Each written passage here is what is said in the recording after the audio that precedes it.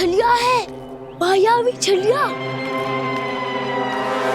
मेरे सभी सखाओं को शिकार बना लिया इसने। मैं इसे नहीं छोड़ूंगा।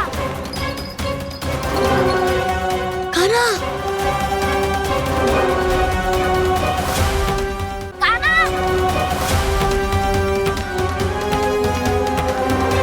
कान्हा, कान्हा,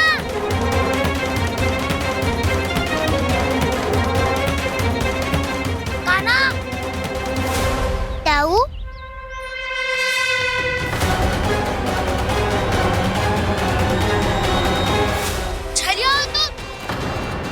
तुमने मेरे सखाओं का अपहरण किया है।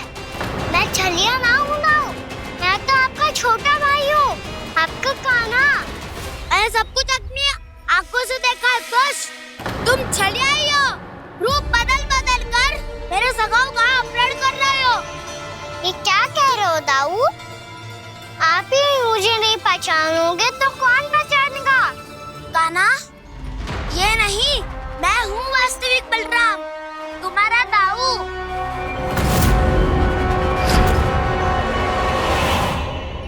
इसके बहकावे में मत आना कान्हा, ये चलिया।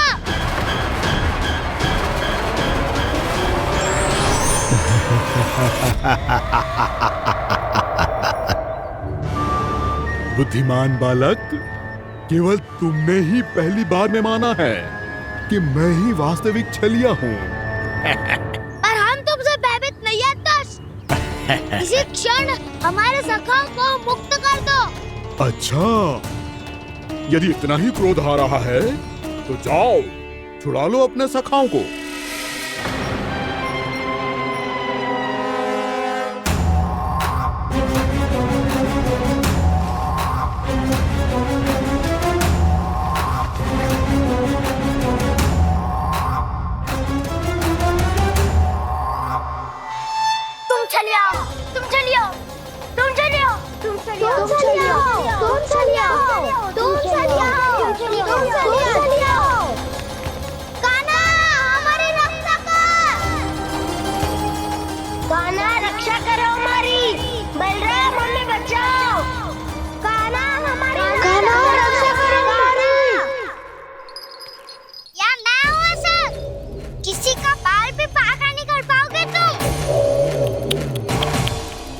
बालक, पर मैंने तो पहले ही तुम्हारे सखाओं को उस कंदरा में पहुंचा दिया है।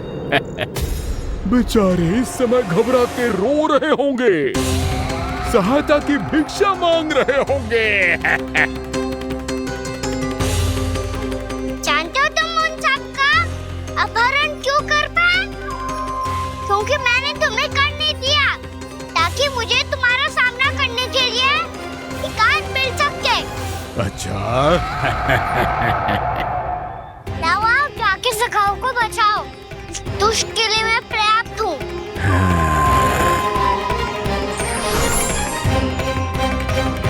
कान्हा, पीछे मुड़ के मत देखना कान्हा।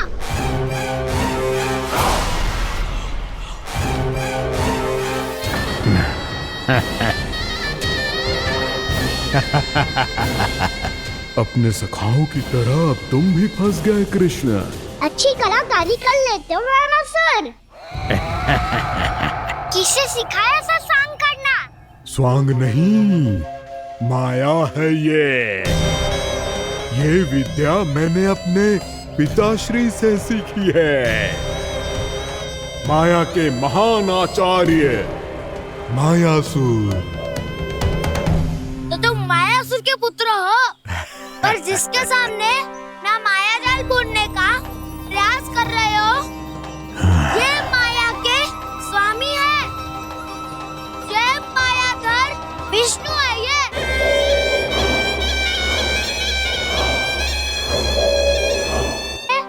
माया जाल बुनने का प्रयास कर रहे हो, ये माया के स्वामी है।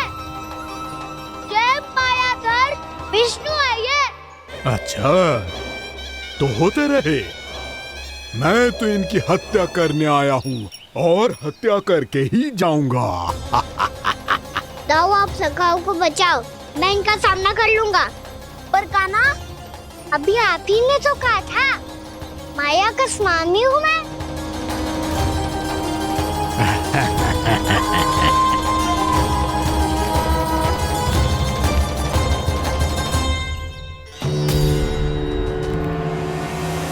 ये तो मथुरा का व्यापारी है।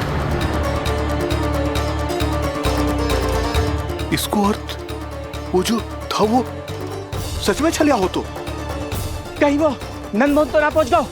हमें शीघ्र ही गांव जाना पड़ेगा और सबको सावधान करना पड़ेगा। चल।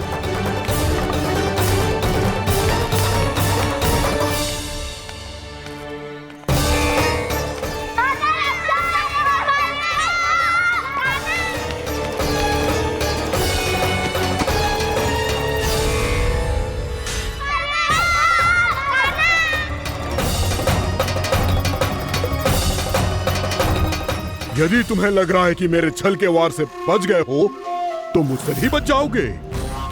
ये तुम्हारी सबसे बड़ी भूल है कृष्ण।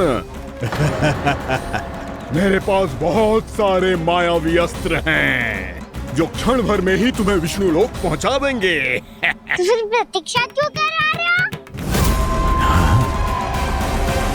बालक, मैं परिहास नहीं कर रहा हूँ। मुझे पता है, तभी तो कह रहा हूँ शीघ्र दिखाओ ना।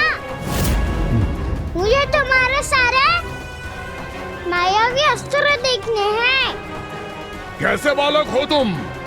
मैं यहाँ खेल दिखाने नहीं आया हूँ। उस समय व्रत क्यों कर रहे हो ब्रह्मासुर? जो करने आए हो वही करो ना। अब देखो कैसे तुम्हारे प्राण एक ही वार में इस देह का साथ छोड़कर उड़ जाएंगे। मेरी मायावी अग्नि तुम्हारे भोले भाले से इस मुख को जलाकर भस्म कर देगी।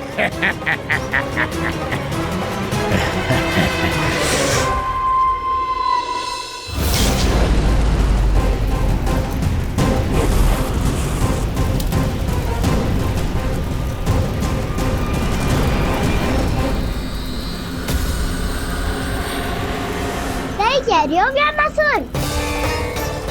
भोला भाला तो दिखता हूँ मैं। मैया भी यही कहती है।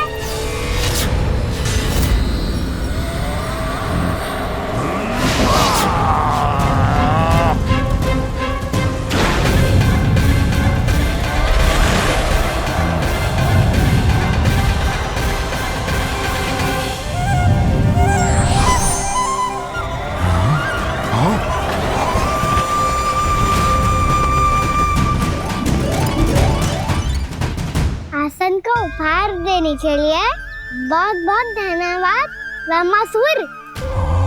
बहुत समय से खड़े खड़े थक गया था मैं।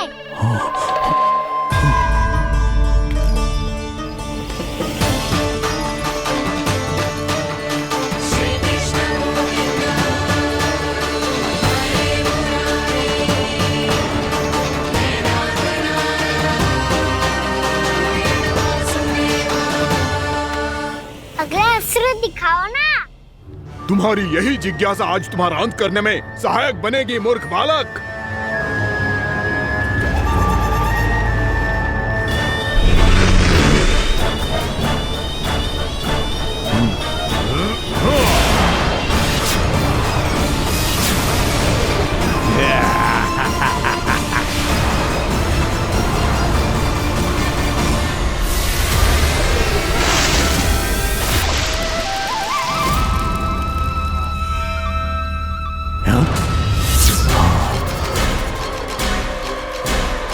अच्छा, पर प्रक्षालन करना चाहती थे तो पहले क्यों नहीं बताया?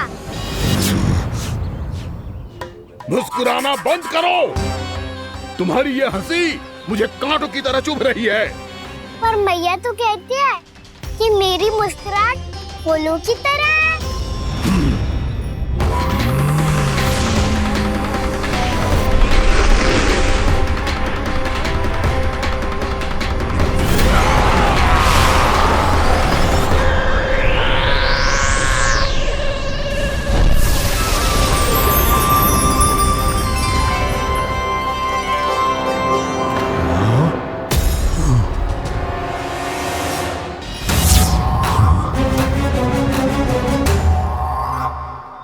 ना मेरी मुस्कुराहट बिल्कुल इन्हीं फूलों की तरह है। और तुम कर क्या रहे हो मास्टर? कभी आसन दे रहे हो, कभी पद प्रक्षालन कर रहे हो और अब फूल भी चढ़ा दिए। तुम मुझ पे वार करने आए हो कि पूजा करने? तुम्हारी पूजा तो मैं अब ऐसी करूंगा कि तुम मृत्यु के बाद भी मुझे भूल नहीं पाओगे बालक।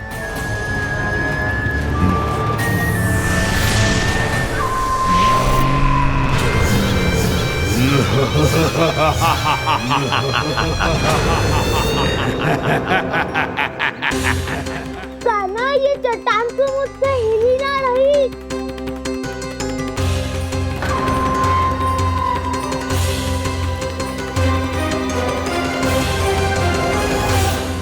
अभी कंदरा के अंदर कुछ क्षणों में ही प्राण वायु समाप्त हो जाएंगे। तुम्हारे सारे सखा एक एक कर अपने प्राण त्याग देंगे और तुम्हारा वध करूंगा मैं।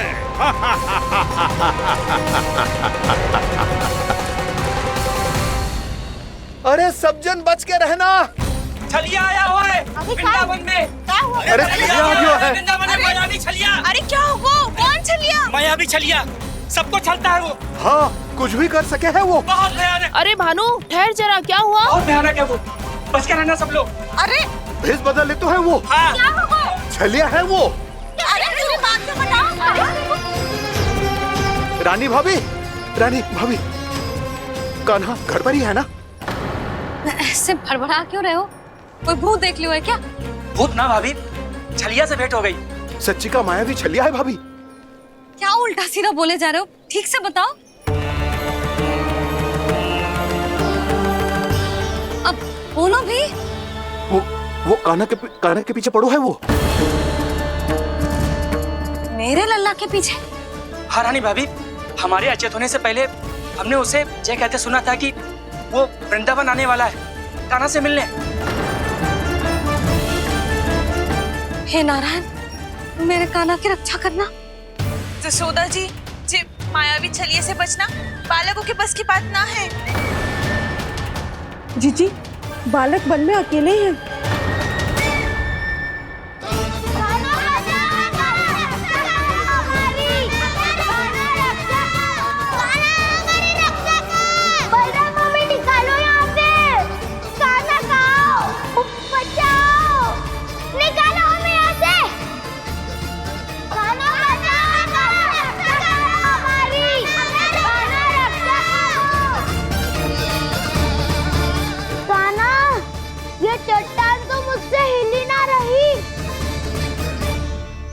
यदि मैं माया का स्वामी हूँ तो आप भी बल के स्वामी हो। ताऊ, अपनी क्षमता, अपना सामर्थ्य स्मरण करो।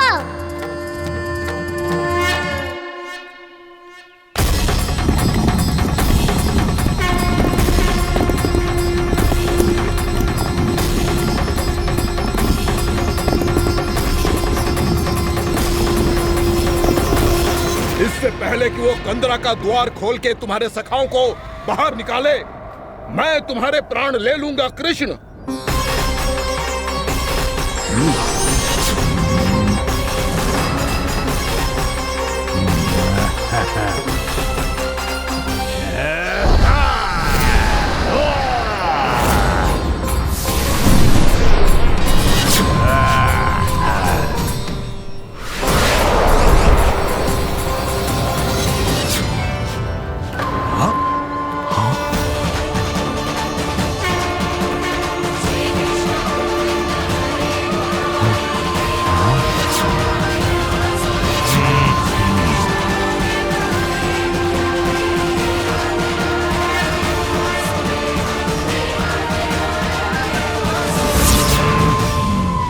अब कितनी पूजा करोगे ब्रह्मासुर?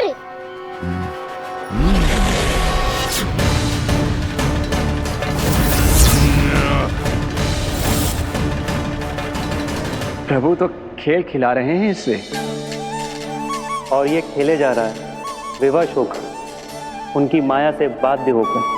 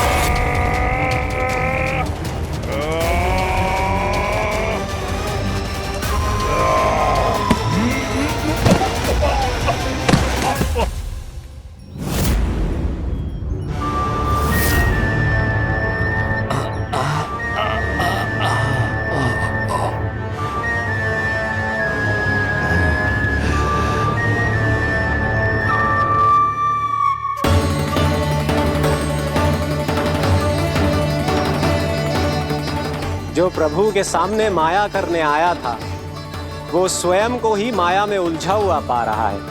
नारायण नारायण। लो, अब तो तुमने दंडवत प्रणाम भी कर लिया, माया भी कथा भी उपहार में दे दी। तुम चाहते क्या हो वामासुर? मेरी शरण में आना है क्या?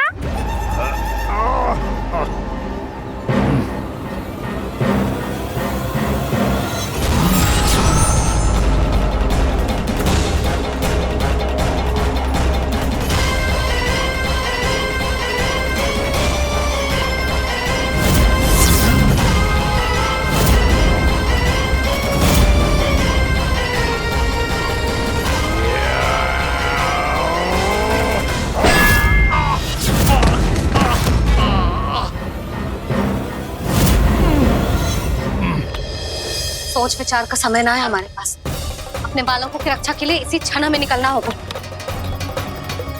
और वो छलिया किसी का भी रूप धारण कर सकते हो। सुलक्षणा तेरा, शांति तेरा या मेरा, किसी का भी रूप धारण करके हमें भ्रमित कर सकते हो। इसीलिए हमें सतर्क रहना होगा। समझ आई?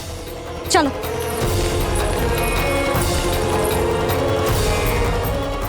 अभी भी समय है वामासुर, समय ले आओ। यदि मैया आ गई तो बात गड़बड़ हो जाएगी।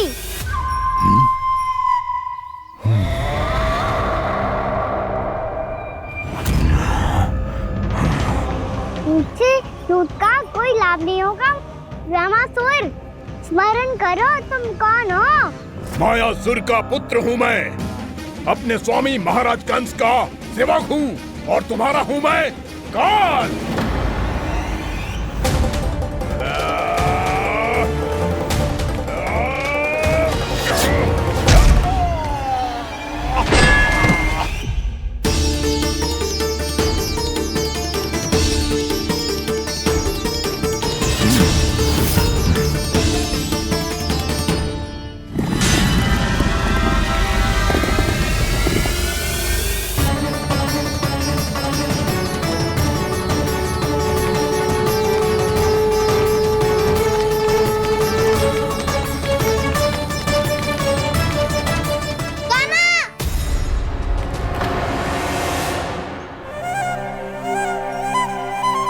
बाबा कहते हैं दुष्टों को पहले बातों से समझाना चाहिए, फिर भी ना माने तो अस्त्र ना उठाना दृढ़ता होती है।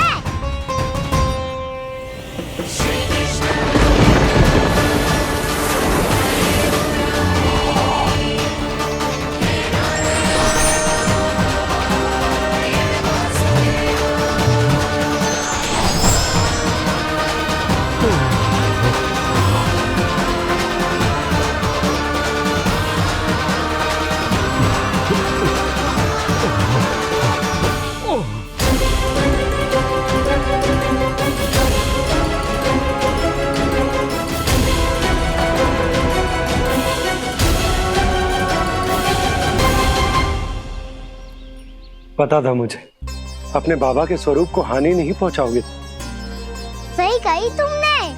पिता की छवि ही पिता के समान भी आनंदीय होती है। वामासुर, वामासुर। ये मैं अपने वास्तविक रूप में कैसे आ गया?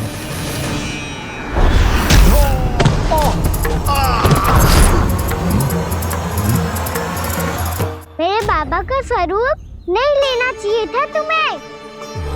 मैया ने सिखाया है भूल को क्षमा किया जा सकता है, पर जानबूझ के किए गए अपराध के लिए दंड ही एकमात्र विकल्प होता है। ये बार बार अपनी मैया का नाम ले रहा है। यदि मैं वो स्वरूप लूं तो अपनी मैया पर वार नहीं कर पाएगा ये।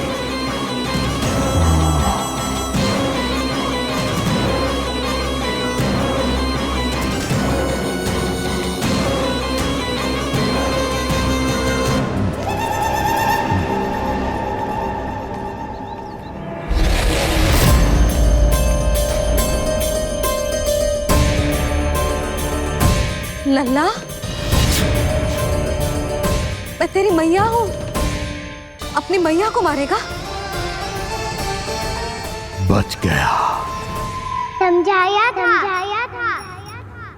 पर तुमने एक बार फिर से मूर्खता कर ही दी।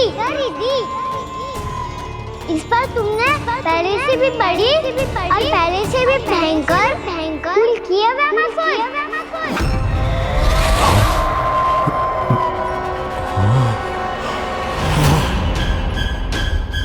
ये क्या हो रहा है मुझे?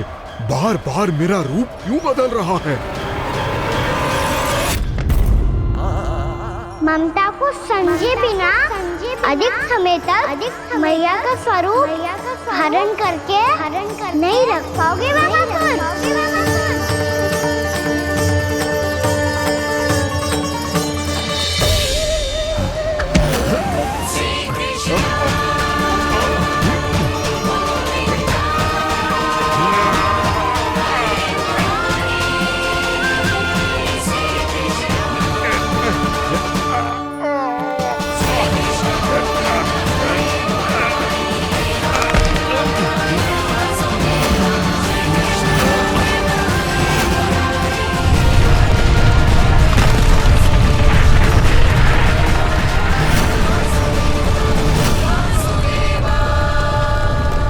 प्रभु के क्रोध से धरती भी कांपने लगी है।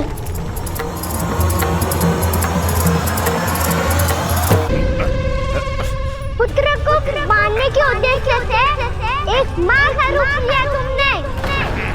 ये ममता का और मेरी मैया का घोर अपमान है रामासुर।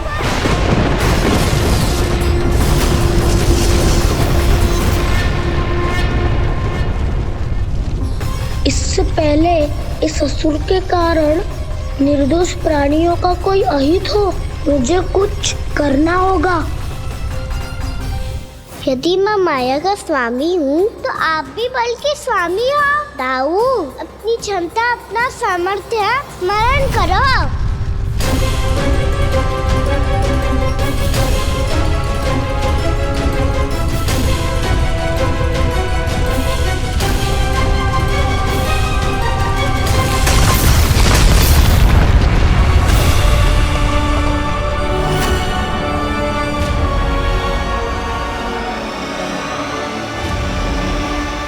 अद्भुत बलदाऊ, अद्भुत। अपने बल का उचित प्रयोग करके आपने प्राणियों को हानि होने से बचा लिया और यह भी सिद्ध कर दिया कि इस युग में आपसे अधिक बलवान और कोई नहीं होगा। आज से आप बलदेव के नाम से भी जाने जाएंगे। आज से आप बलदेव के नाम से भी जाने जाएंगे। आपके चरणों का ये चिन्ह युगों युगों तक आपके बल की कथा कहता रहेगा। बलराम का चरण चिन्ह।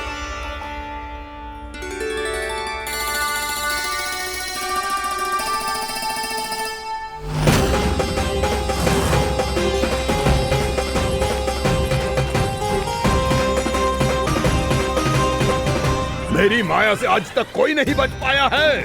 एक बार मुझे छोड़कर देखो, फिर पता चलेगा कि मैं हूँ कौन।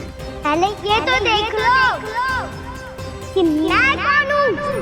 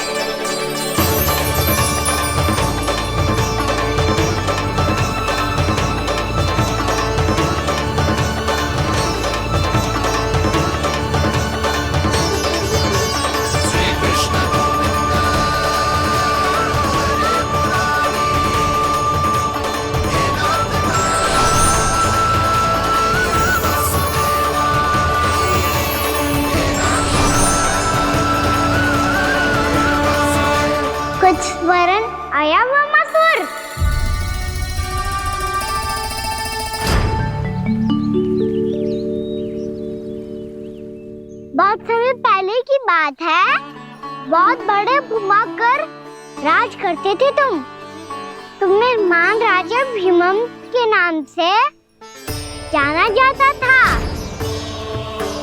सब कुछ था तुम्हारे पास, पर शांति नहीं थी। इसीलिए शांति की खोज में अपना संपूर्ण राज अपने पुत्रों को सौंप कर मलय पर्वत की ओर चल दिए।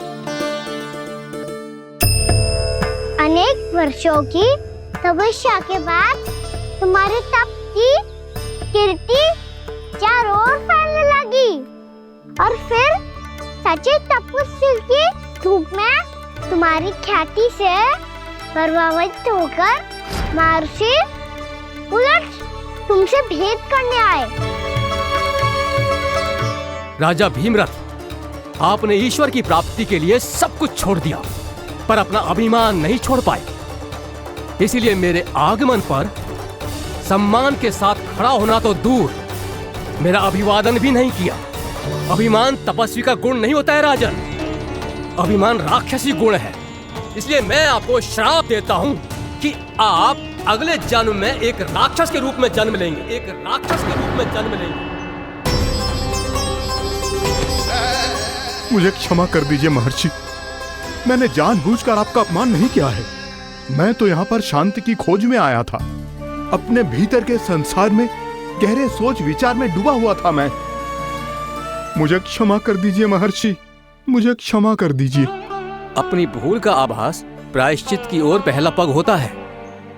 मैं अपना श्राप तो वापस नहीं ले सकता, परंतु आपको एक वचन अवश्य दे सकता हूँ। जब भी प्रभु नारायण का अवतार होगा, आपको उचित समय पे वो वरदान देंगे जिसकी आप लंबे समय से प्रतीक्षा कर रहे हैं।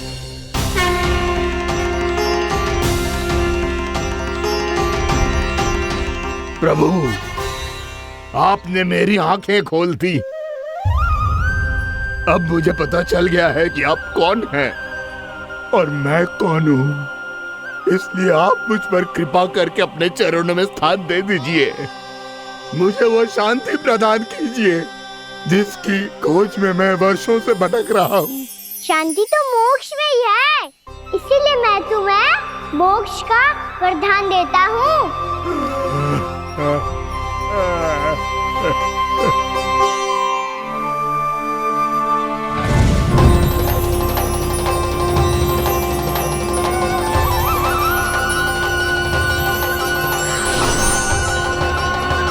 प्रभु की ये लीला सदैव स्मरण रखी जाएगी।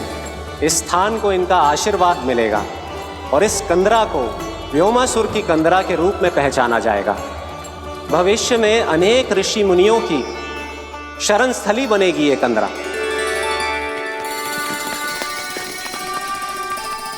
ये कोई साधारण बालक ना है। ऐसा चमत्कार कोई साधारण बालक थोड़ी ना कर सकते है।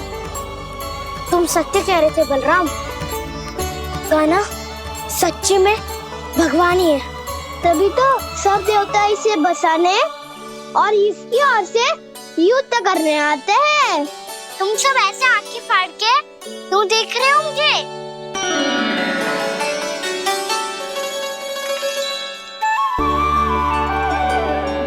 बलराम, तुम बलवान हो और कान्हा भगवान है। दूर दूर तक कोई दिखाई न दे रहा है। ना जाने किस हाल में होंगे बालक। कहीं हम ही तो मार्ग ना भटक गए शीघ्रता के चक्कर में। अब तो एक पग भी ना चलो जा रहे हो। जल, किसी के पास जल है क्या? कंठ तो मेरा भी सूख रहा है मौसी। भाभी, निकट ही जमुना जी है, कहूँ तो वहाँ से जल ले आओ। मैं भी जा रही हूँ भाभी, एक से भले दो। हाँ चल, शीघ्रता से आओ। हाँ।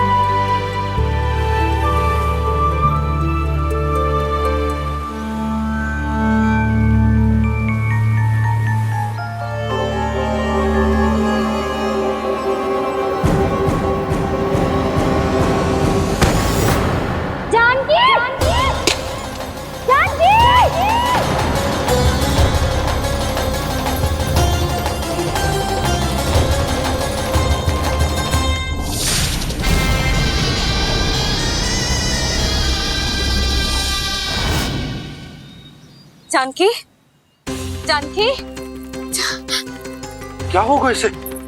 देखो ना जी, अब छलिया की सूचना मिलते ही हम सब बालकों को ढूंढने चली गई और ढूंढते ढूंढते सबको बहुत प्यास लगी आई जी।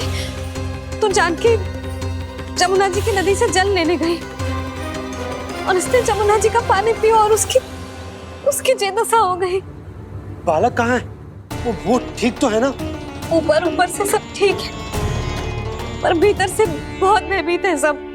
जानकी तो बिल्कुल नीली पड़ गई है। लग तो है विष फैल गया है इसको पूरे तन में। मथुरा के सर्वश्रेष्ठ विदेह जी को बुलाया गया है उसके उपचार के लिए। जैसे ही इसने जल को मुंह से लगाया, ये गिर पड़ी। चटपटाने का अवसर भी ना मिलो। हाँ वैद्य जी, और निकटी मृत पशु भी पड़े हुए थे।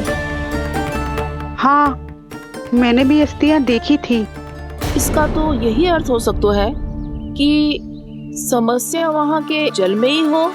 वैद्य जी, आप रोगी की नाड़ी पे ध्यान दो ना।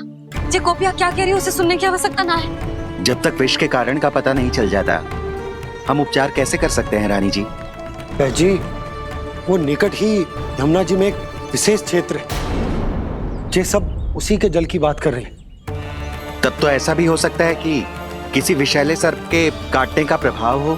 पर सर्प के काटने का चिन्ह ना है उसके तन पे। सर्प जब काटता है तब उसके दांत के चिन्ह बन जाते हैं। मुझे पता है, बड़े बड़े सर्प को काटते हुए देखो है मैंने। एक दिन अब बस कर उज्जवल, ये बड़ी बड़ी हाँकने का समय ना है। पर यदि सर्प ने ना काटा है, फिर जानकी की ये दशा किसने की? अवश्य किसी राक्षस ने की होगी। नाना, कोई विषैला पशु भी तो हो सकता है। यह अवश्य किसी महाविषैले सर्प के विष से हुआ है। सर्प ने भले ना काटा हो, लेकिन यह अवश्य ही किसी महाविषैले सर्प के विष के कारण हुआ है। कालिया नाग। कालिया नाग?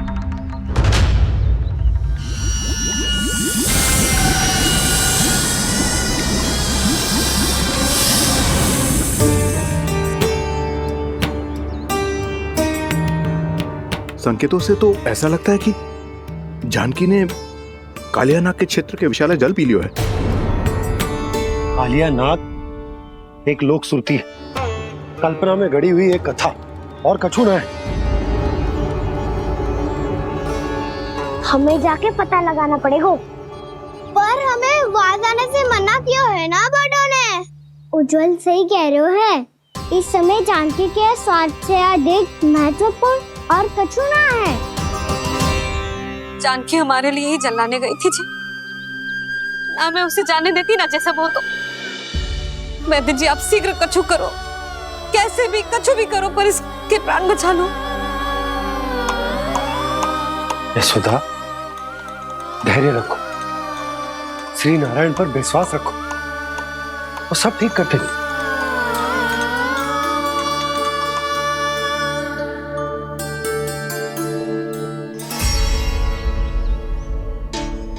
विष की काट की मेरे पास जितनी जड़ी बूटी थी, मैंने सब अर्क बना के पिला दी, पर इसकी दशा में अभी तक कोई सुधार नहीं दिख रहा है।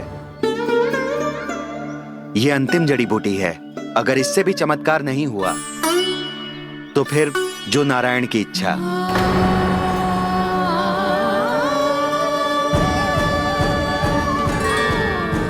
पर कोई तो उपाय होगा जानकी को बचाने का। कान्हा, यदि तुझे किसी औषधि के बारे में पता है, हमें बता दे, हम जाके ले आएंगे।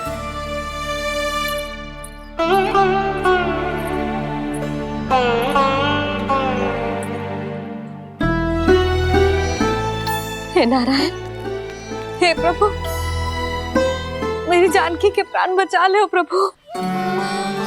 या तो मैं अपने आप को कभी क्षमा न कर पाऊंगी। ये सारी मेरे ही कारण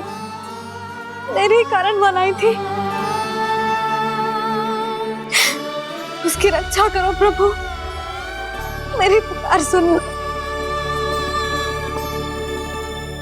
कान्हा, तूने हमें वत्सासुर से बचाया था ना? और बकासुर से भी तो। और छलिया से भी तो तूने ही बचाया था ना हमें। क्या ऐसा कोई उपाय ना है जानकी को बचाने का? धनवंतरी,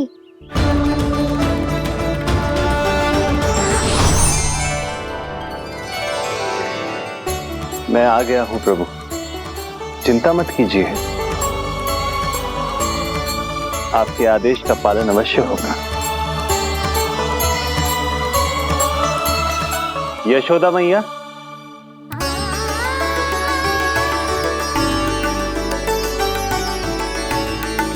मैया आपको कोई पुकार रहा है।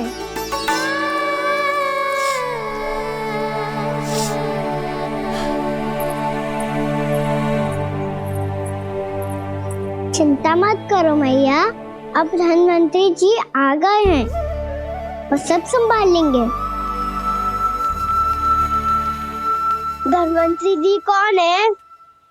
जिन्होंने संसार का आयुर्वेद दिया, आरोग्य के देवता, वे श्री नारायण के अवतार।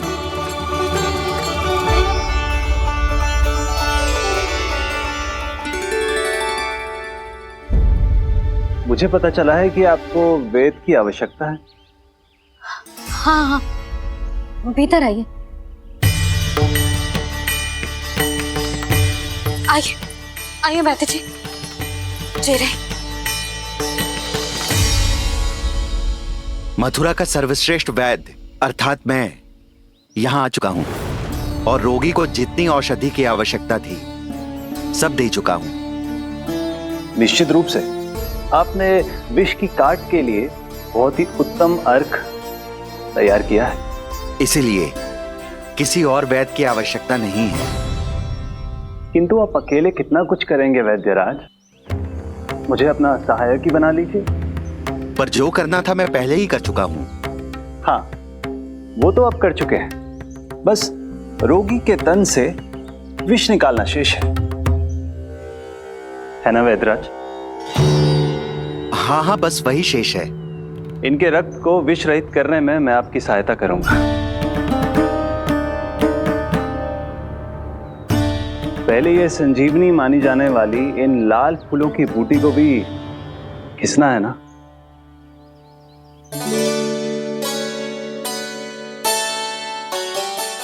हाँ हाँ, तुम सही कह रहे हो, इसे अच्छे से घिसो।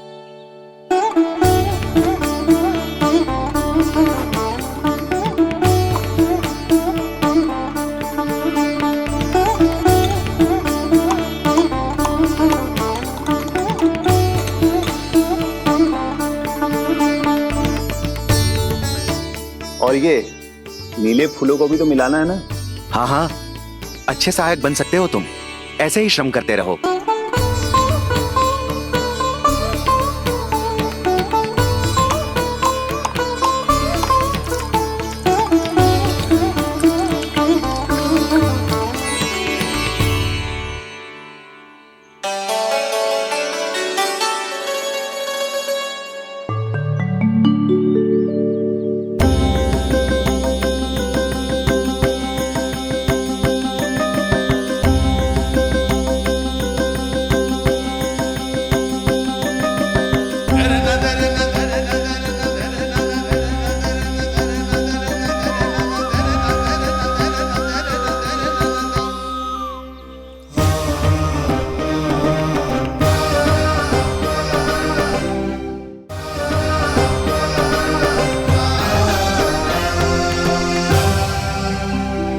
जानकी स्वस्थ हो जाएगी ना धनवंतरी जी?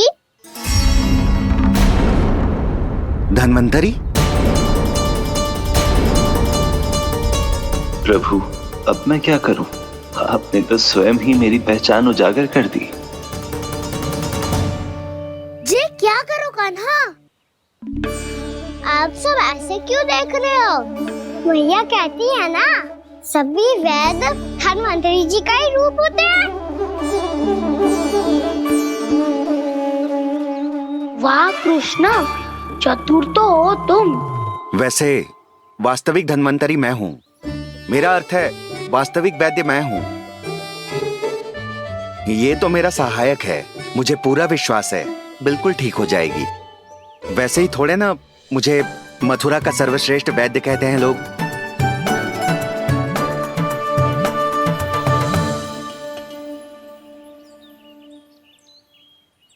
जसोदा भाभी, जसोदा जी, जानकी को चेतना आ गई। जानकी, जानकी, जानकी, तू ठीक है ना? क्षमा करना भाभी, मैं आपके लिए जल ना ला पाई। बस बहुत भूख लगी है। मैं अभी कछु लाती हूँ। जानकी, माखन खाओगी?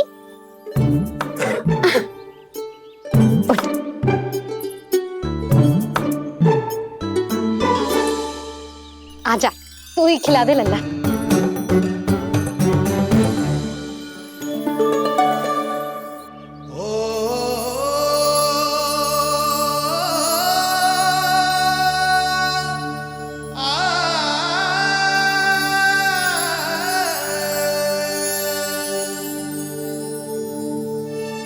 तुम सब मेरे लल्ला को माखन चोर कहती हो ना? आज देखो, अपना ही माखन जानकी को खिला रहे हो।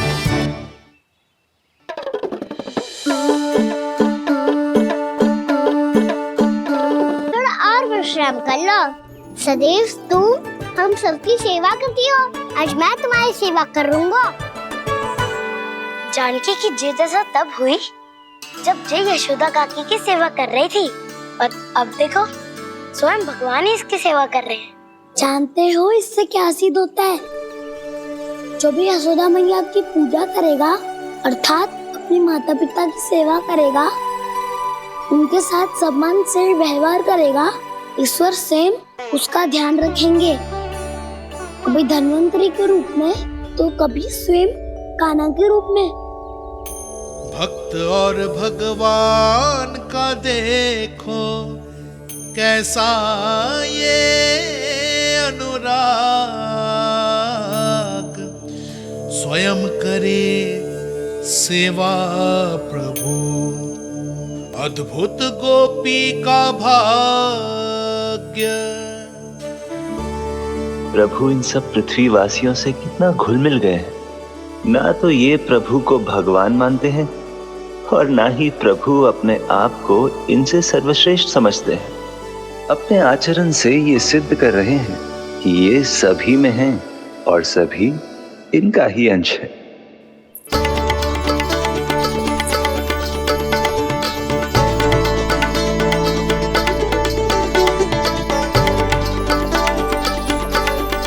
प्रभु, अब मुझे जाने की आज्ञा दीजिए।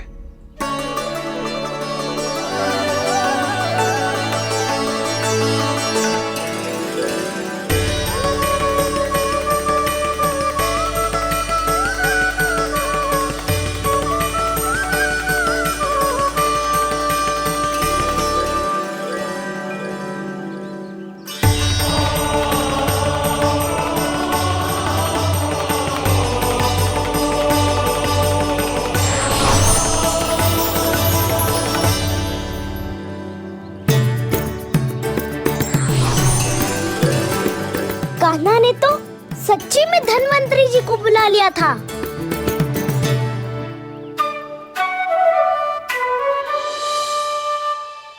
जब से कान्हा का जन्म हुआ है ना, मैं तब से देख रही हूँ, तब से हम पे कोई भी संकट आती है ना, तो अचानक से कोई अपरिचित हमारी सहायता करने आ जाता है, और जाते समय कान्हा की आज्ञा लेके जाते है, और कभी कभी तो इसे प्रभु बोल के जाते है। बाबा संभालो।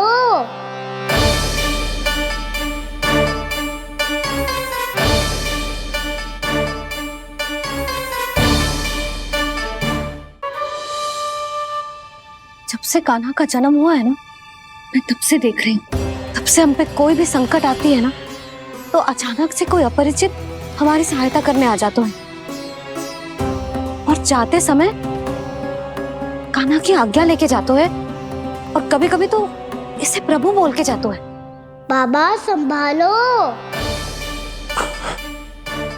यशोदा, इस जानकी को चढ़ो है और विचित्र विचार तुम्हारे मन में है। अरे सब जानते हैं कि हमारा परिवार राजसी, तुम्हें पता ना चलता हो वो, पर हमारे कान्हा को सब राजकुमार ही समझते हैं देखकर। इसीलिए उसे सम्मान देने के लिए सब ऐसा ही करते हैं, और कोई बात ना है।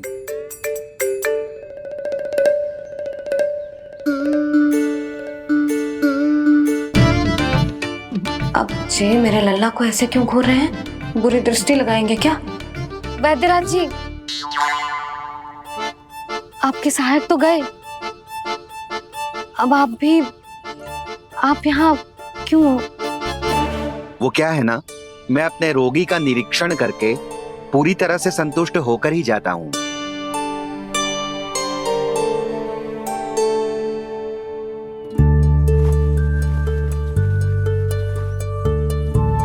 हाँ, संकेत तो अच्छे हैं, कल सुबह तक बिल्कुल ठीक हो जाएगी। धन्यवाद वैद्य जी।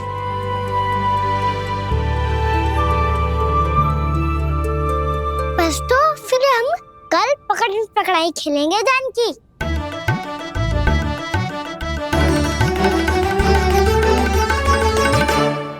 भानु, बंसी, जाकर उस क्षेत्र के चारों ओर बाड़ बनवा दो और वहां सूचना पट्ट भी लगा देना, ताकि जानकी के साथ जो हुआ है वो किसी और के साथ ना हो। शीघ्र जाओ। जी ठीक है।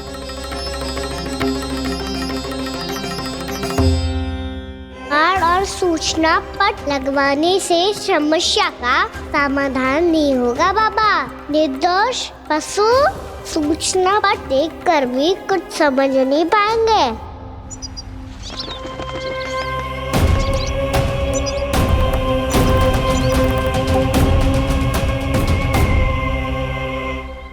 तो तुम्हारे कहने का अर्थ यह है कि व्योमासुर मारा जा चुका है और वो बालक अब भी जीवित है। हाँ महाराज, मैंने गोप बालकों को कहते सुना था कि कृष्ण ने छलिया को मोक्ष दे दिया है, पर वृंदावन सुरक्षित नहीं है महाराज। वो एक बहुत बड़ी समस्या से जूझ रहे हैं। कैसी समस्या? गांव के निकट क्षेत्र में किसी विषैले सर्प का निवास है। उसके विष का प्रभाव इतना भयानक है महाराज, जैसे विष ना हो, स्वयं हलाहल हो। मेरी कोई भी औषधि रोगी का उपचार नहीं कर पा रही थी। निकट के क्षेत्र में कहाँ है वो सर्प?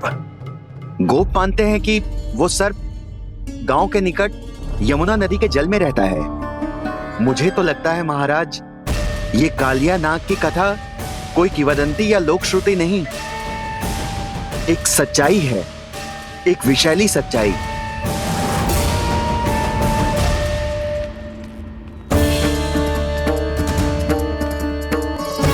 कालिया का सामना करने का समय आ गया है, पर उससे पहले मुझे बुलाना होगा उन्हें।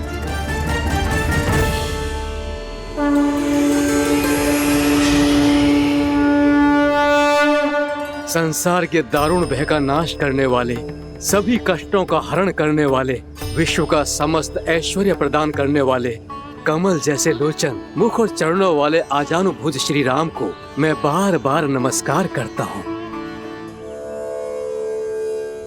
आपदामपहर्तारं दातारं सर्व संपदा, लोकाभिरामं श्री रामं भूयो भूयो नमाम्यहम्।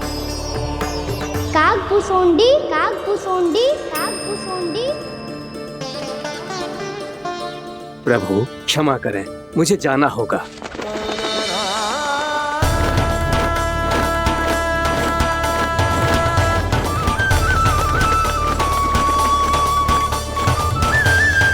प्रणाम प्रभु। अनेक बार मैं आपके दर्शनों के लिए आया प्रभु। कभी नंद भवन के झरोखों से आपके दर्शन करके चला जाता था, तो कभी दूर किसी वृक्ष की आड़ से आपको निहार लिया करता था। आज आपने स्वयं मुझे बुलाकर धन्य कर दिया प्रभु।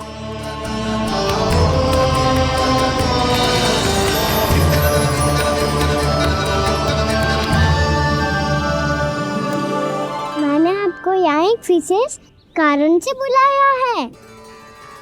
आपके श्राप से इस कालिया नाग को मुक्त करने का समय आ गया है। ये तो बहुत ही उत्तम समाचार है प्रभु। इतने वर्ष बीत गए, मुझे आज भी स्मरण है वो दिन जब मैंने उन्हें श्राप दिया था। अपने क्रोध पर नियंत्रण खोकर बहुत बड़ी भूल कर दी थी मैंने प्रभु। बीती हुई घटनाओं पर दुखी होके कोई लाभ नहीं है। हमें भविष्य की ओर देखना होगा।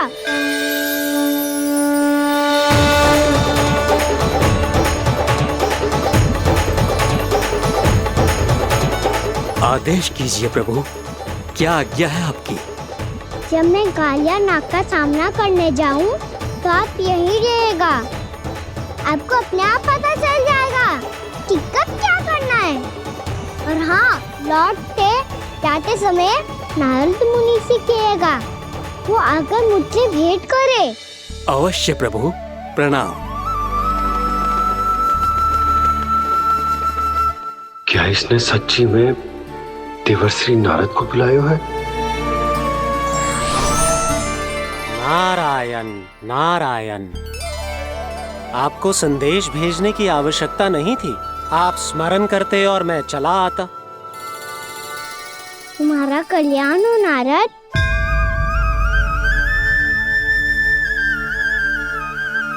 मैंने तुम्हें एक विशेष कार्य के लिए बुलाया है। आज्ञा दीजिए प्रभु। तुम्हें एक बार फिर कंस से भेंट करनी होगी। विचार कीजिए महाराज, क्या आप बिना किसी शंका के कह सकते हैं कि कौन सी पंखुड़ी पहली है और कौन सी आठवीं? उस दुष्ट से भेंट करना स्वयं कीचड़ में उतरने के समान है प्रभु। कमल पुष्प प्राप्त करना हो तो कीचड़ में उतरना पड़ता है नारद। आपका आदेश तो मैं स्वप्न में भी नहीं टाल सकता प्रभु। कंस कालिया नाग के बारे में जान गया है, पर वो उसका सामना करने का साहस नहीं कर पाएगा। मैं आतुर हूँ प्राप्ति, मूर्ख नहीं। मेरी बुद्धि फिर नहीं गई है। मैं स्वयं उस कालिया जैसे महाविषैले सर्प के सामने खड़ा हो जाऊं और अपने ही काल को आमंत्रित कर लूं। तो फिर अपने लाभ के लिए उसका प्रयोग करने का कोई और उपाय सोचिए स्वामी। कुछ ऐसा कीजिए कि यमुना नदी का पूरा जल विषैला हो जाए और वृंदावन वासी उसका उपयोग करे, और आपका काल कहलाने वाला वो बालक स्वयं काल के गाल में चला जाए। उत्तम उत्तम सुझाव है प्राप्ति। अब मुझे उस कालिया तक पहुंचने का मार्ग ढूंढना होगा। उसको विवश करने का कोई उपाय ढूंढना होगा, क्योंकि व्यक्तिगत रूप से उससे भेंट करना असंभव है। असंभव। आप सही कह रहे हैं प्रभु। कंस में उतना सामर्थ्य नहीं कि वो कालिया नाग का सामना स्वयं कर सके। वैसे तो कालिया गरुड़ देव का भी सम्मान नहीं करता, तो फिर वो कंस का सम्मान क्यों करेगा भला? नहीं करेगा, पर कंस तुम्हारा सम्मान अवश्य करेगा नारद। तुम्हारी बातें भी सुनेगा और मानेगा भी। ये मेरी योजना का बहुत ही महत्वपूर्ण भाग है। तुम कंस के पास जाओ और कहो कि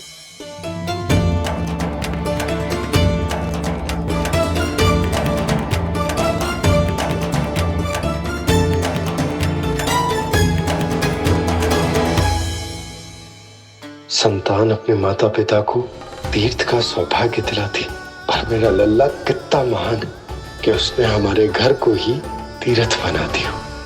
ऐसा तीर्थ जहां मेरी आंखों के सामने भक्त और भगवान का मिलन हो रहा है।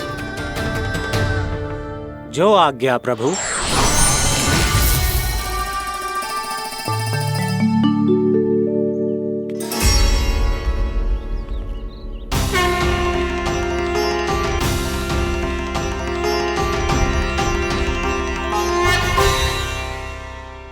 बाबा,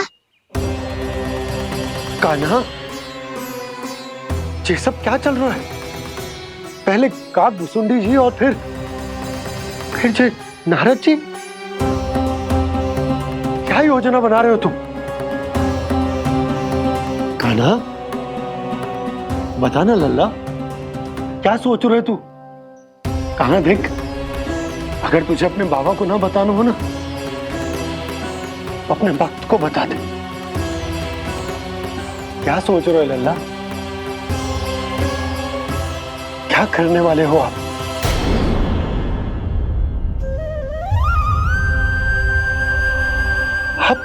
आप इतने दुखी क्यों हो? कान्हा,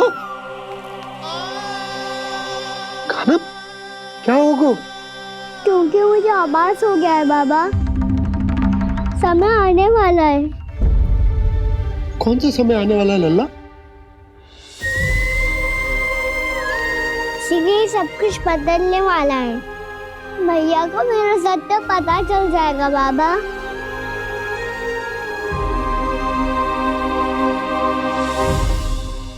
पर लल्ला, इसका काक भुसुंडी और कालिया नाग से क्या संबंध है?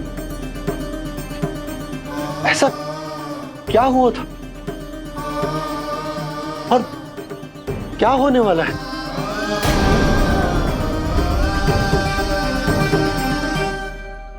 जो होने वाला है बाबा, उसका संबंध उससे है जो सैकड़ों वर्ष पहले हुआ था। महर्षि भृगु के एक वंशज थे वेद शिरोमणि, जो विंध्याचल की पहाड़ियों में साधना कर रहे थे।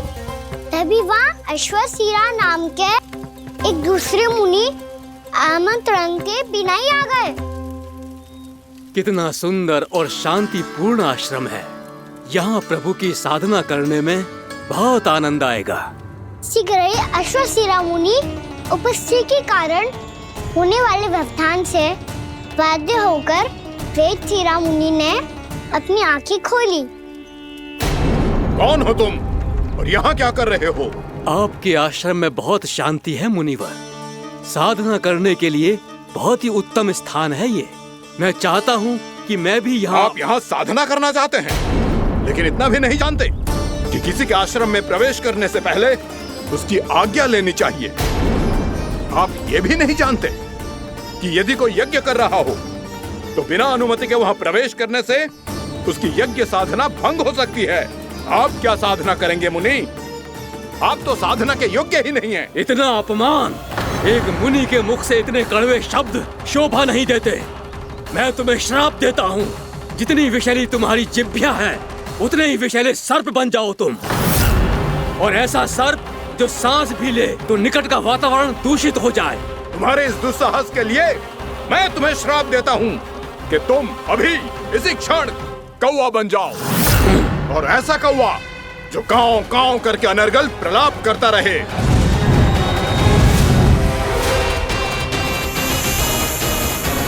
ये मैंने क्या किया?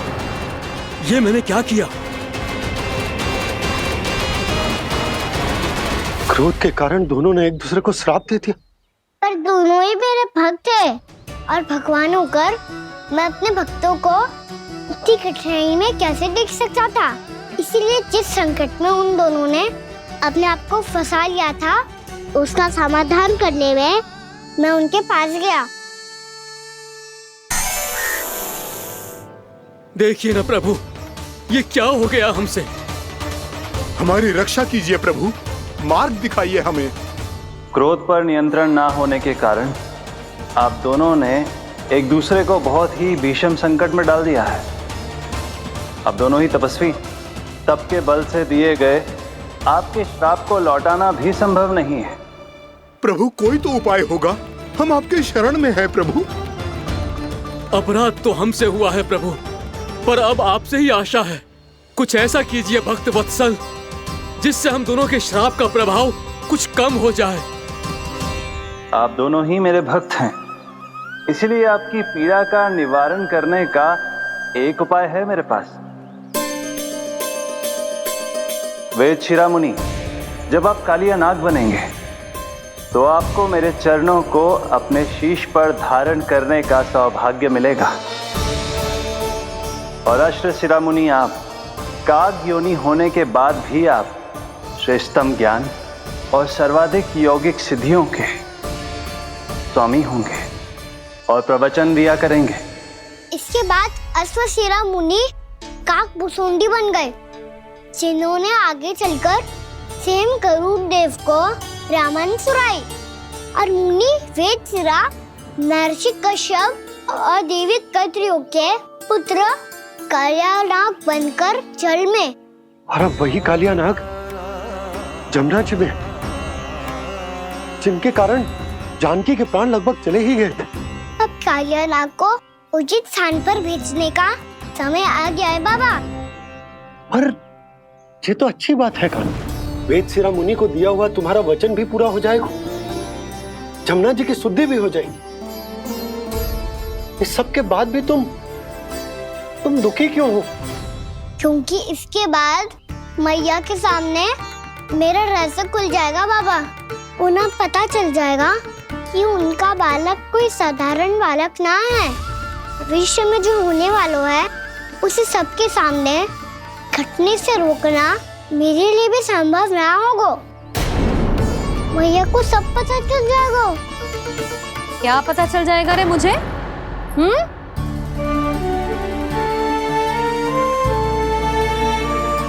यही कि सबसे अधिक प्रेम मैं आपसे ही करता हूँ। अब बस भी कर, चलो भोजन के लिए बुलाने आई थी तुम दोनों को। भूखा थोड़े ना रहने दूंगी अपने लल्ला को, मेरा लल्ला दुर्बल हो जाएगा ना। आप खिलाओगे तो ही खाऊंगा। हाँ ठीक है, मैं ही खिलाऊंगी। अब चल, आओ जी चल।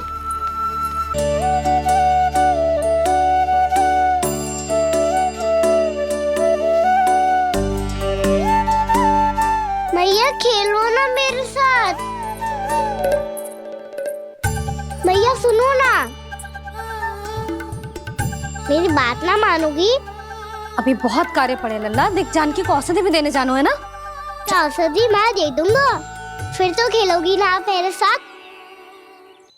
पिछले कुछ दिनों से अपनी मैया का अधिक से अधिक प्रेम पाने का प्रयास करो है कान्हा।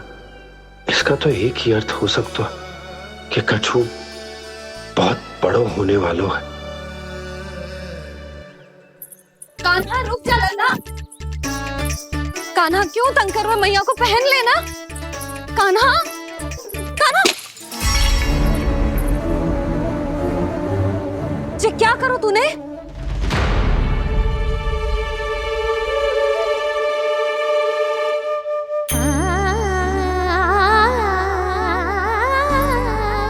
अच्छा ठीक है, अब मुंह लटकाने की आवश्यकता ना है।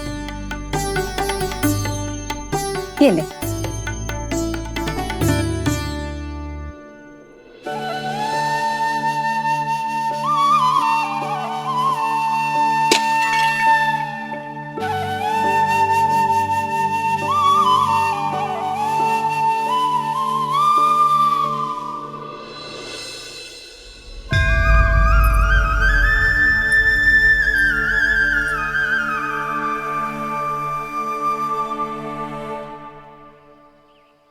तंग करे मैया को खिजाए, खेले रूठे मनाए,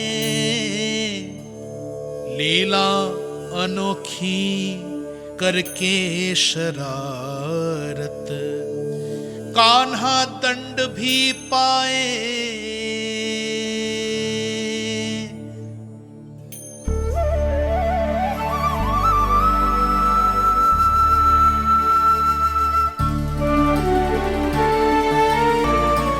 रूठना मनाना, खेलना खिलाना, पहले शरारत करके क्रोध दिलाना और फिर क्षमा मांग लेना, ये सब जानबूझकर कर रहे है कान्हा। जैसे जीवन भर के लिए अपनी मैया की ममता को अपने हृदय में समेट कर रखना चाहते हो। कैसे कैसे करूं उस कालिया से मित्रता, कैसे करूं उसका उपयोग?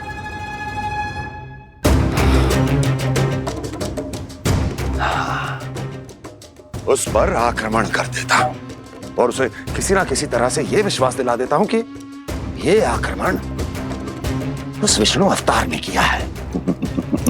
फिर वो क्रोध में आकर सारे वृंदावन वासियों को अपने विष से समाप्त कर देगा। उचित है, ये उचित है। नारायण हरि, नारायण हरि।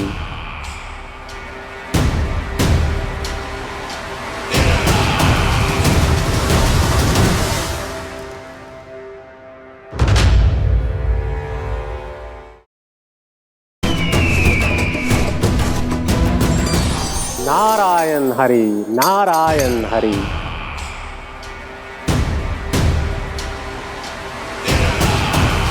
प्रणाम देवर्षि। किस योजना में कितना लाभ है और कितनी हानि, यह आंकलन करते करते थक गए होंगे मथुरा नरेश। देवर्षि, आज मेरा ध्यान कैसे आ गया आपको? आप तो सदैव ही मेरे ध्यान में रहते हैं महाराज कंस। सत्य तो यह है कि मथुरा में जो भी हो रहा है मुझसे छिपा हुआ नहीं है। मैं जानता हूं कि आप किसी भी असुर को वृंदावन क्यों ना भेजें, और वो असुर कितना भी शक्तिशाली क्यों ना हो, कृष्ण का सामना नहीं कर पाता। या तो पराजय स्वीकार करके आपके पास लौट आता है, या तो फिर वीर गति को प्राप्त हो जाता है।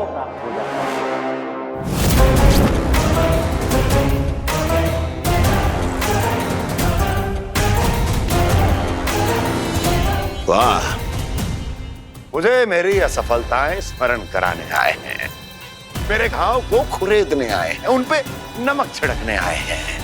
मित्र को शत्रु समझने की भूल मत कीजिए महाराज कंस। मैं तो आपकी सहायता करने आया हूं। हाँ, और मेरी सहायता। कृष्ण विष्णु अवतार है, आप विष्णु के भक्त हैं। मैं हूं विष्णु द्रोही, फिर भी तो आपके आराध्य को हानि पहुंचाना चाहता है, उसकी सहायता करना चाहते हैं आप। क्या आप निश्चित रूप से कह सकते हैं कि आप ब्रह्मांड के सभी नियमों को अच्छी तरह समझते हैं? अवश्य। आपके लिए बस इतना ही जानना पर्याप्त होगा कि मैं जो कुछ भी कर रहा हूं उसके लिए मेरे व्यक्तिगत कारण हैं। मैं तो बस आपके हित में पिछली बार की तरह एक सुझाव लेके आया था, पर यदि आप मेरा सुझाव सुनना भी नहीं चाहते तो आपकी इच्छा। नारायण हरि, नारायण हरि। कारण चाहे जो हो, इनके पिछले सुझाव के कारण ही आज मेरे शत्रुओं की संख्या कम है, अन्यथा मैं देवकी के अन्य पुत्रों को भी जीवित छोड़ देता, और आज वो सब अपने भाई के साथ मिलकर उसकी शक्ति को अनेक गुना बढ़ा देते। ठहरिए देवऋषि,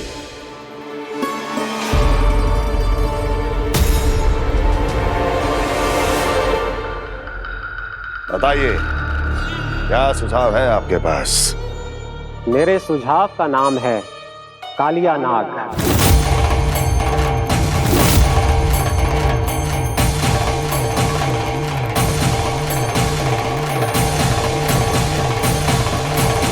उसके विषय में मैं जानता हूं देवर्षि। तो समस्या यह है कि मैं स्वयं उससे मिलने नहीं जा सकता, उससे भेंट नहीं कर सकता।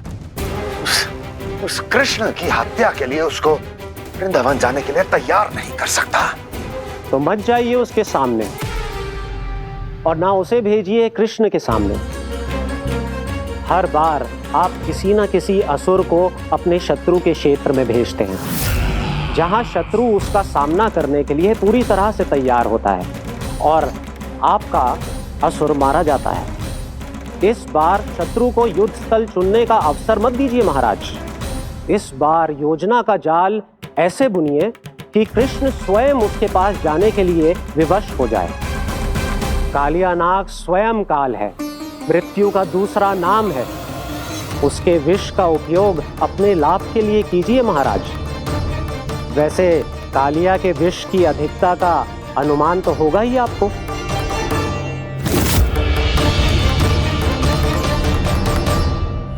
एक बार जो उसके क्षेत्र में पहुंच गया, फिर उसके विष से बचना असंभव है। उचित सुझाव है देवर्षि, उचित सुझाव है। देवर्षि, उस छलिया विष्णु की भक्ति करते करते आप भी उसके रंग ढंग सीख गए हैं। उचित है। उचित है।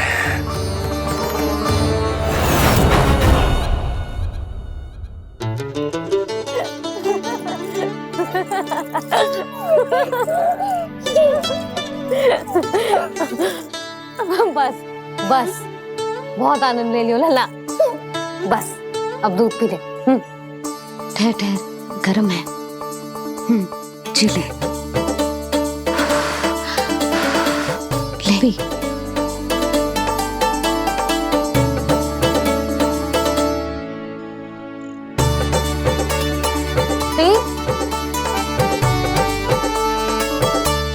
मैं ना होती तो ना जाने क्या हो तो तेरा। अपने आप दूध भी ना पी सकते है भावला कहीं का। आपकी इस प्रेम के लिए तो मैं धरती पे आया हूँ मैया। मैं भी यही सोच रहा हूँ यशोदा कि तुम ना होती तो मेरा क्या होता। इसी बात पे थोड़ा दूध और कजू खाने को दे दो। अरे मैं तो भूल ही गई। तनिक ठहर जाओ जी दूध पी लेना तो आपके लिए भी कछु ले आती।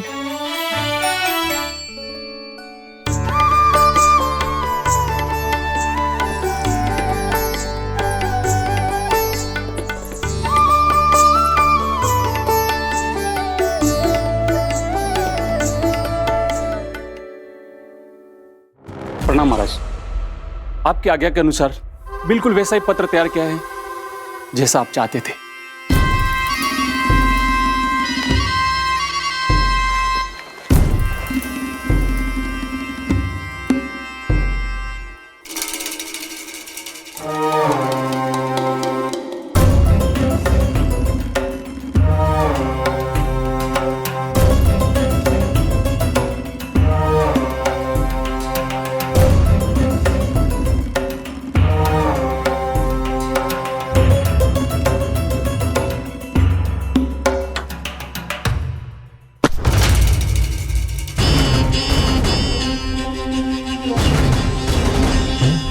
कृष्ण जन्म से लेकर आज तक ये मेरी सबसे महत्वपूर्ण योजना है। इसका सफल होना निश्चित है दूत, किंतु केवल वही करना जैसा मैंने कहा है। जाओ।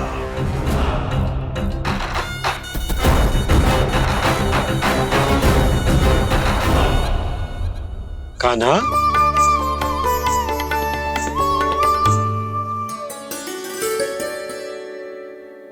क्या होगा? बाबा मैं चाहता हूँ कि मैया की ममता क्रिस्टल फ्रेम की वर्षा मुझ पे सरते ऐसे होते रहे। वो तो होती रहेगी लल्ला। अपने लल्ला के लिए किसी मैया का प्रेम कभी कम हो सकता है भला? नंदराज, वो मथुरा से एक दूत आयो है महाराज कंस का राजपत्र लेके।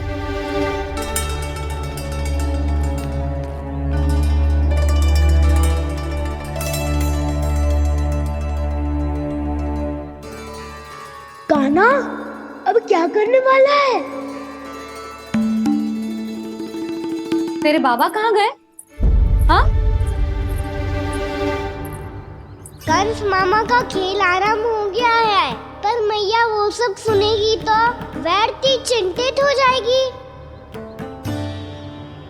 बस थोड़ा बाहर गया मैया, कछु खा लिया से। बाहर इस समय? मैया क्या होगा? मैया देखो ना, पीठ पे कछु हो रहा है। मेरा हाथ ना पकड़ो, आप करो ना। यहाँ? क्षमा करना मैया, पर अभी बाबा को ही संभालने दो ये सब। कहिए, क्या संदेश लाए हैं आप? नहीं नंदराज नहीं। महाराज कंस का आदेश है कि ये संदेश सभी गांव वालों के साथ ही पढ़ा जाए। ठीक है, मैं गांव वालों के सामने पढ़ दूंगा, पर मुझे तो दीजिए पढ़ने के लिए। महाराज की आज्ञा का पालन करना आपके लिए भी आवश्यक है नंदराज। सभी गांव वासियों की सभा बुलाइए। बंसी, सभी गांव वालों की सभा बुलाओ। राजपत्र में ऐसा क्या संदेश भेजो है कंस ने? अब मेरे पत्र को पढ़कर सब भौचक के रह जाएंगे। और वो कृष्ण, उस कृष्ण के पांव के नीचे से तो भूमि खिसक जाएगी, आकाश फट पड़ेगा, बिजलियां गिर जाएंगी। प्राप्ति, ओ प्राप्ति, कंस का पत्र स्वयं को बहुत अधिक शक्तिशाली समझता है ना वो। अब देखता हूं कैसे वो इस महासंकट का सामना करता है। वो कृष्ण, वो अपनी मृत्यु स्वयं चुनेगा या मृत्यु की वेदी पर चढ़ा देगा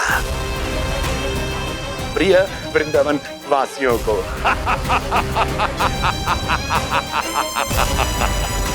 अब आएगा आनंद प्राप्ति, अब आएगा आनंद। सबको इकट्ठा करवा के ही पढ़वाएगो। अवश्य ही कोई विशेष संदेश दिया होगा कंस ने। मैं भी यही सोच रही हूँ सुलक्षणा जी, कछु ना कछु तो विशेष है, पर जे हो क्या सकता है? हाँ, बात तो सही है। ऐसा क्या हो सकता है? सभी गांव वासियों के सामने कहा जाए, कछु तो विशेष अवश्य लग रहे हैं। बाहर इतना कोलाहल क्यों हो रहा है?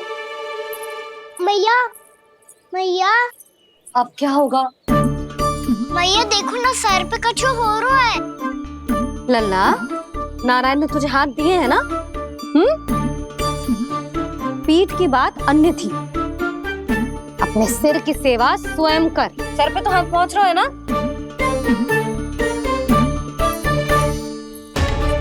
मैया सुनो ना, मैया देखो ना, तीव्र कर कछु हो रहा है।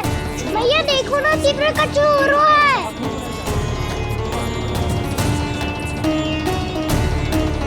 सब लोग आ चुके हैं, अपना संदेश सुनाइए आप। गोपराज नंद और सभी वृंदावन वासियों को सूचित किया जाता है कि मथुरा अधिपति और आप सभी के महाराज कंस ने कल सुबह भव्य पूजा का आयोजन किया है।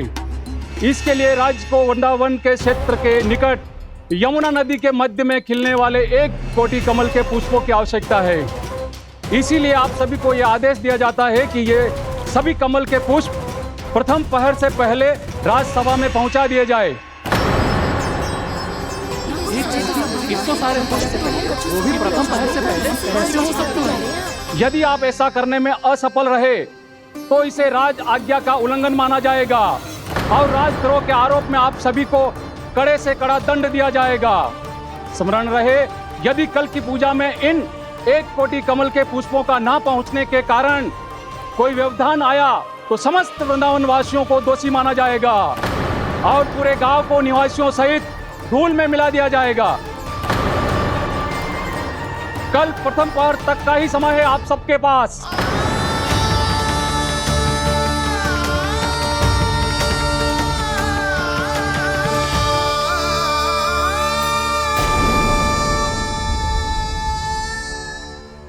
कमल पुष्प, वो भी कल प्रथम प्रहर में? ऐसे कैसे संभव है? और कोई साधारण पुष्प ना, यमुना नदी के मध्य खिलने वाले विशेष कमल के फूल चाहिए उन्हें। लेकिन यमुना नदी में तो कालिया नाग ने विष घोल के रखा है, तो फिर कैसे हो पाएगा? यह संभव है। हमारी मृत्यु का संदेश भेजा राजा कंस ने। सदैव की भांति इस समस्या पर भी गांव के बड़े ही विचार करेंगे। बालकों का यहाँ होना उचित ना है।